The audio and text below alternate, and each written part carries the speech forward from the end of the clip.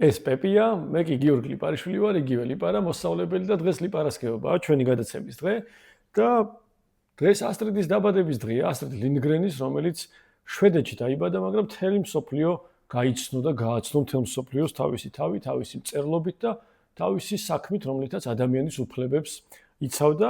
აქ კიდევ არის პატარა წიგნები, მინიატურული ხელის გულის ხელა წიგნები, რომლებიც ასევე ასტრიდ ლინდგრენის წიგნის ყდებით არის შექმნილი და როგორც უკვე ალბათ გამოიცანით, დღევანდელი დღე ლიპარდში მიეძღვნება ასტრიდ ლინდგრენს.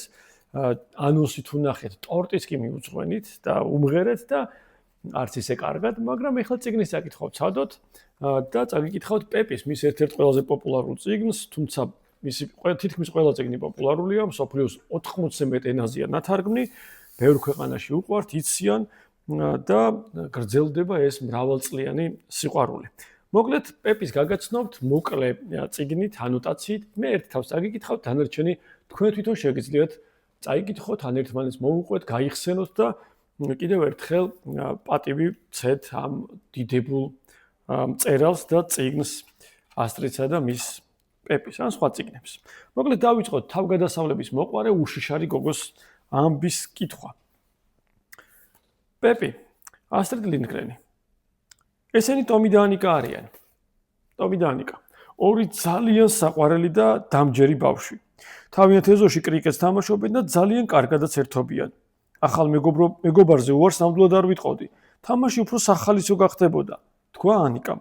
ხო, ნამდვილად. კვერი დაუკრა ტომიმაც. ტომისა და ანიკას ეზოს გვერდით სხვა ეზოა, სადაც ვილა დგას.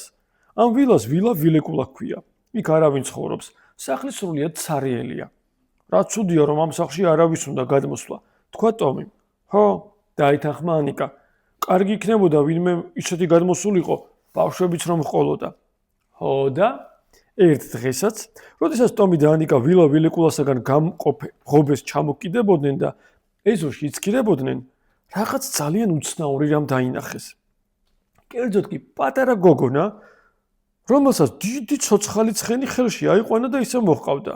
ტომიმ და ანიკამ საკუთარ თვალებს არ დაუჯერეს. აბა როგორ შეიძლებოდა პატარა გოგოს ამ ხელა ცხენი აიყვანა ხელში? როგორ არა, ამ გოგოს შეეძლო. მას პეპი გრძელი წინა ჰქვია და ისეთი ძლიერია, მსოფლიოში ერთი პოლიციელიც კი არ მოიძებნება მასავით ძლიერი რომ იყოს. თან მდიდარიცაა, ოქროს ფულის სავსე მთელი ტომარა აქვს და სწორედ ახლა ვილა ვილეკულაში დასახლდა. აქ სრულიად მარტომ უნდა იცხოვროს. მასთან ერთად მხოლოდ ცხენი და პატარა მაიმუნი, სახელად ბატონი ნილსონი ცხოვრებენ. პეპის არც დედა ყავს და არც მამა.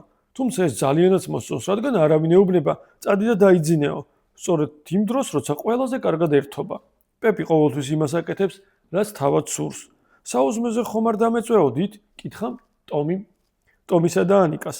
როგორ არა, სიამოვნებით, დასთანხმდნენ ტომი და ანიკაც. საჭმელს ვინ მოამზადებს? იკითხა ანიკამ. მე თვითონ, უპასუხა პეპი. ესეც ვილა ვილეკულა და პეპი, რომელსაც ცხენი ყავს ხელში აყვანილი. დიახაც პეპი ყველაფერს თავად აკეთებს. აი ახლა მაჭკატებს აცხობს, როგორც კი გამოცხება, პეპი მზა მაჭკატებს ჰაერში ტყორცნის და ტომისა და ანიკას მიმართულებით ისვრის. ბავშვები შეშის შესანახ ყუთზე ჩამომსხდარან და მაჭკატზე შეექცევიან. ჩემს ცხოვრებაში არ მიჭამია ასეთი გემრიელი მაჭკატები, ამბობს ტომი. პეპის თმა კვერცხივით გაეთხუპნა, როდესაც მაჭკატების ცომს ამზადებდა, მაგრამ ეს სრულიად არ ადარდებს. სულ მეუბნებოდნენ, კვერცხის გული თმისთვის სასარგებლოა, ამბობს პეპი. აი ნახავ თმა როგორ გამეზარდოს.